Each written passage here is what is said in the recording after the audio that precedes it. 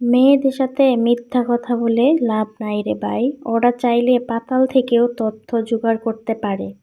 তাই একটা কথা কি জানেন, মাঝখান থেকে দুজনের সম্পর্কটা নষ্ট না করে তার চেয়ে ভালো সত্য বলে সরি বলে নিবেন, সব সমাধান হয়ে যাবে। আসসালামু আলাইকুম, সবাই কেমন আছেন? আশা করি সবাই ভালো আছেন।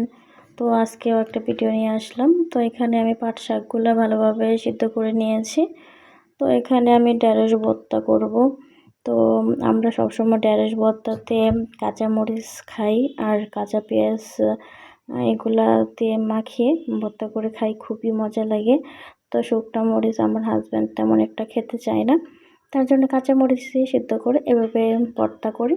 তো এভাবে ভর্তা করলে সে অনেক মজা করে খায়। কার কার ঢেঁড়স ভর্তা পছন্দ অবশ্যই কমেন্ট করবেন। তো আমার প্রতিদিনই দেখা যাচ্ছে যে ঢেঁড়স ভর্তা করতে হচ্ছে।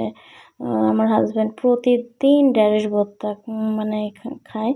তো আগে শাক খাইতো, তো এখন ঢেঁড়স ভর্তা প্রতিদিন চলবেই তো চলবে। জানি না ঢেঁড়স ভর্তা আবার কবে শেষ হবে তার মুখের রুচি থেকে। তো দেখলেই তো পাচ্ছেন আমি কীভাবে ঢেঁড়স ভর্তা করলাম। আর এখানে আমি মলা মাছ আলু দিয়ে রান্না করলাম। তো এটাও তার অনেক বেশি পছন্দের। তো এখানে বড় মাছগুলো বেছে নিয়েছি। তো বড় মাছগুলোও একটু ঝোল করে রান্না করলাম, কারণ অনেক গরম পড়েছে, তাই একটু ঝোলের তরকারি রান্না করলাম। আর বিকালবেলা একটু হাঁটতে বের হয়েছিলাম ছাদে। তো এইগুলা দেখে খুবই ভালো লাগলো, অনেক দিন পর দেখলাম।